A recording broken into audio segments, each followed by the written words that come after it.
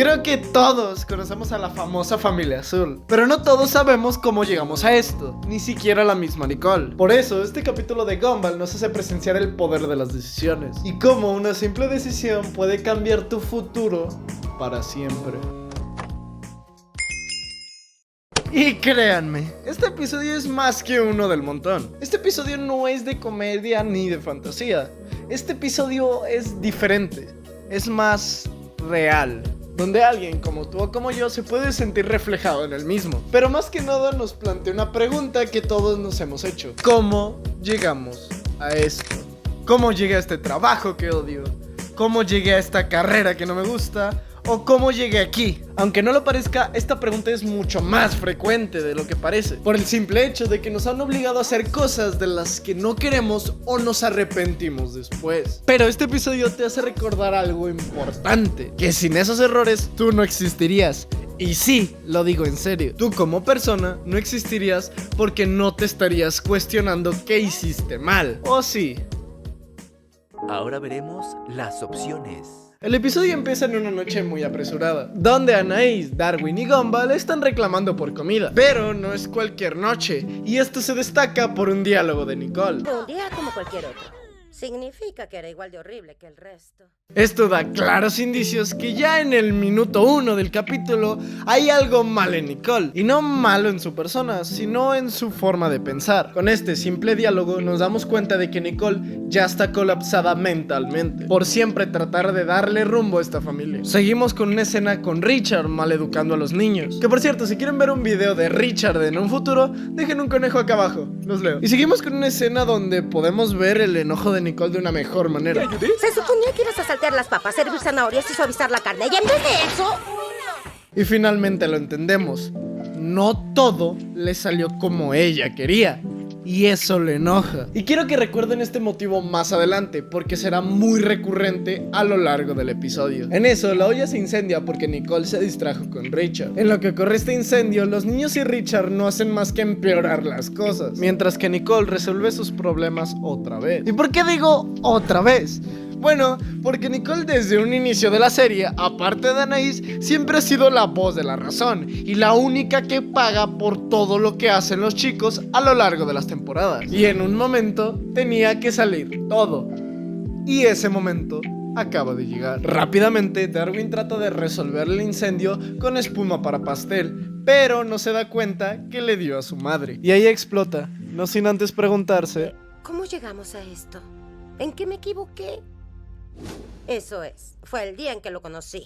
Iba de camino a un torneo con mamá y papá. Aquí podemos ver un rasgo positivo de Nicole: pensar antes de actuar, desarrollar, entender y superar el trauma antes de actuar. Pero esos rasgos los vamos a ver después en el capítulo. De acá vemos un recuerdo de Nicole de niña, mientras a ella le reclaman por sus calificaciones que fueron perfectas, sin contar su género. Que por cierto, aquí podemos observar una exigencia brutal de parte de los padres de Nicole, por la simple razón de que ellos quieren que todo les salga perfecto. Y esta escena es un claro ejemplo de ello.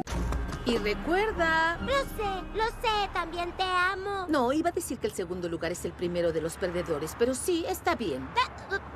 Aquí se puede ver que como para todo, bueno o malo, se le sobreexige la perfección a Nicole. Y lo peor de todo es que Nicole en esta escena y en este episodio completo no se ve ni una muestra de cariño de parte de la mamá o el papá de Nicole. Y esto no es casualidad. Sus papás solo le exigían más y más, sin ningún tipo de afecto de por medio. Porque aunque ellos querían lo mejor para su hija, no buscaban el bienestar de la misma. Un dilema que lo hemos visto con el papá de Penny y también lo vemos reflejado aquí. Porque los padres siempre piensan que es mejor buscar lo que ellos consideran lo mejor antes del bienestar del mismo hijo. Y eso me enoja, porque no se dan cuenta que lo único que están haciendo en su hijo es estresarlo, perfeccionarlo y mejorarlo por una vida que el niño o la niña no quiere. Y eso lo vamos a ver muy bien explicado en este episodio. Nicole corre para alcanzar el torneo, pero se topa con unos bebés que salta hábilmente. Y llegando a un cruce de camino donde está la primera realidad alterna, pero decide rodearlo y pasa al lado del papá de Banana Joe, que sería la segunda realidad alterna. A este lo pasa rechazando la canción que le ofreció y se topa con el papá de Tobias, que sería la tercera realidad alterna. Pero a este también lo pasa y lo golpea en el camino, y después veremos que esto se lo tenía muy merecido. Después de esto se pasa y se cruza al bosque donde se encuentra con Richard, que vendría siendo la realidad actual. Pero ¿y si se hubiera cruzado en el camino? A esta, como vieron, yo la llamo la aplicación del trauma. Más adelante verán por qué. Nicole, después de irse a la derecha, vemos cómo su vida cambia a una vida de éxitos. Pero en esos éxitos no la conocemos. En todo el rato ella está gritando, y esto tiene un porqué. Por la simple razón que Nicole, después de ese día, dejó de ser ella misma. Dejó de pensar por sí y solo hizo lo que sus padres le dijeron y aconsejaron. Y sí, llegó a ser la número 1, pero a base de maltratos. Y por eso esta realidad se llama así, porque aplicó el trauma a su vida diaria. Pero ¿y si le hubiera hecho caso al papá de Banana Joe? Esta realidad empieza con que la niña se detiene a escuchar la canción del papá de Banana Joe, una canción que mostrará el inicio de su despersonalización. Porque según Google es... Despersonalización es un trastorno disociativo caracterizado por una sensación persistente o recurrente de estar separado de uno mismo, como si fuera un observador externo de sus propios pensamientos, sentimientos y acciones. Y esto es lo que exactamente le pasa a Nicole en esta realidad alterna. Y esto, curiosamente, va por etapas. Primero empezamos con la desconexión emocional, que lo podemos afiliar a ver a Nicole sonriendo mientras que por dentro está cansada y decaída, a tal punto que desarrolla la ansiedad y la demencia, que sería la segunda etapa. Y finalmente vemos la última etapa, la sensación de irrealidad y alteración de la percepción corporal. Y esto lo digo por cómo nos muestran a Nicole después de la etapa 2. Y personalmente esta se me hace de las peores realidades, porque se desarrolla otro trauma subyacente al que Nicole ya tenía, y sumándole al final la esquizofrenia. Pero créanme, eso no es nada comparándolo con...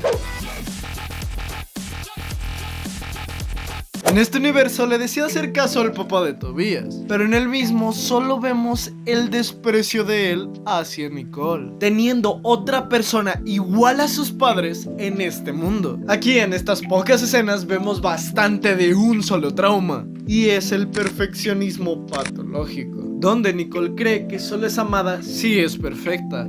Algo que también vimos con sus padres, pero explotado al 1000. Y esto lo digo por el tipo de marido que tiene, que solo le pide más y más. Y esto se refleja también en el rostro de Nicole. Pero en este universo todo tiene un final, como en el mismo universo 4. Y Nicole, ya harta de la situación, decide matar a su esposo por toda la mierda que le hizo psicológicamente. Y a ver, no justifico nada de sus actos, pero ¿a qué nivel de demencia llegó Nicole para hacer esto? Y por esto se me hace la peor realidad posible, porque Nicole no solo perdió su vida, perdió también su tiempo y su mente solo por una decisión. Después de esto tenemos 3 realidades más, pero todos terminan en Nicole muerta. Y de aquí, una vez más, llegábamos donde estábamos. Y personalmente, la mejor relación y la mejor decisión de la vida de Nicole: apostarlo todo por Richard.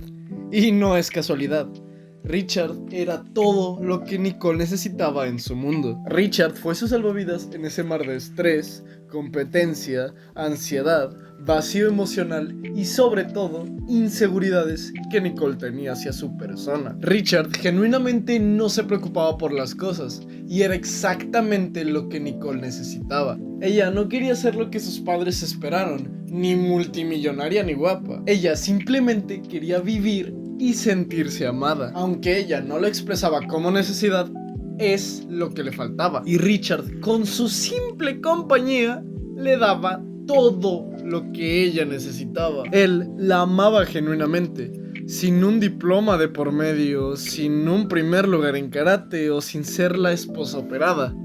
Él la amaba justo por como era. Por eso Richard siempre fue una buena opción para Nicole, porque él la dejaba escapar de todas esas presiones diarias que ella tenía por sus padres. Porque con Richard no había preocupaciones, había amor real y genuino. Por eso Nicole se casó con Richard y fue feliz así. Y ella finalmente se da cuenta que ella siempre fue feliz en la simpleza, no en la perfección, que fue lo que tanto buscaba con la cena. Ella siempre fue feliz en la simpleza y la genuidad que le entregaba a su esposo y sus hijos. Por eso al final termina entendiéndolos y jugando con ellos, porque termina recordando por qué está ahí en primer lugar, por el amor genuino y la simpleza que un día le entregó un niño con una bellota.